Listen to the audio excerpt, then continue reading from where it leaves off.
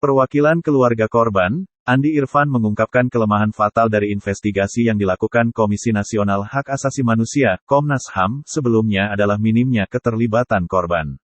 Menurut Andi, korban tidak terlalu dilibatkan dalam proses meluruskan, menemukan, dan mendiskusikan terkait tragedi yang menyebabkan ratusan orang berjatuhan.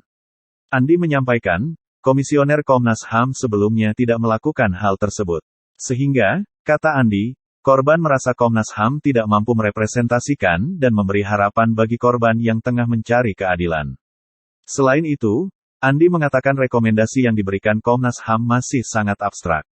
Menurutnya, obstruction of justice atau upaya yang menutupi proses penindasan hukum, harus lebih diperhatikan. Terkait saja, berarti secara tidak langsung apakah teman-teman korban sendiri tidak merasa puas dengan rekomendasi dan kesimpulan Komisioner Komnas HAM sebelumnya dalam tragedi ini?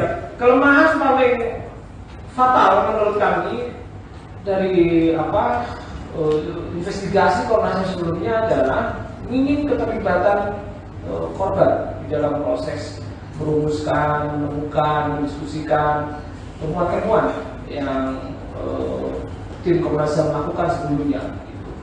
Jadi sudah selayaknya seharusnya dalam proses investigasi itu Komnas HAM melibatkan komunitas masyarakat sipil, bisa korban, pendamping, dan kelompok-kelompok yang terkoneksi dengan peristiwa ini. Tapi sayangnya yang kemarin itu teman-teman Komnas HAM tidak melibatkan pihak di luar, sehingga korban akhirnya merasa bahwa apa yang disampaikan Komnas HAM itu tidak merepresentasikan, tidak memberikan harapan terhadap upaya mencari keadilan yang selama ini sedang diperjuangkan oleh korban. Gitu.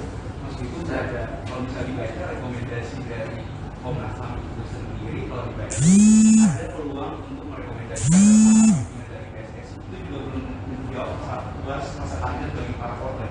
Tidak, belum. Terutama rekomendasi soal polisi itu yang paling kalau PSSI malah jelas. Tapi misalnya begini, satu contoh, pejabat polisi yang sedari awal kekeh memposisikan diri sebagai pihak yang benar itu kan Kapolda Jawa Timur waktu itu, Pak Niko Afinta.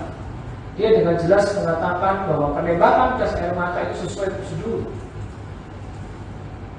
Artinya, kalau mengacu pada pernyataan Kapolda Jawa Timur di waktu itu, berarti kematian 136 orang itu sudah prosedur, begitu.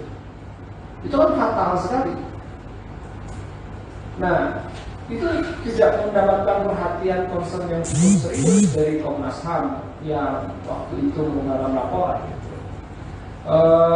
Pentersangkaan yang hanya 6 orang, 3 polisi, 3 sipil, saya kira harus realistis melihatnya bahwa itu satu tindakan yang gegabah dari polisi.